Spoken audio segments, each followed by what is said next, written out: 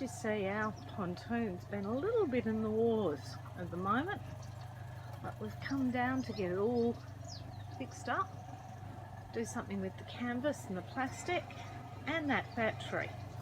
We had a problem with the battery. Brett, what have we been up to today? The pontoon hadn't been used for a year.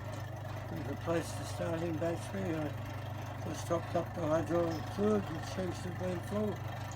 Running the motor, it hasn't sunk. The rats have been dragging on mussels and eating them, and there were maybe 1,000 open mussels, which we got rid of. The tiny ones, literally, like there would have been 1,000, and then once we repair the storm damage, we'll be good to go.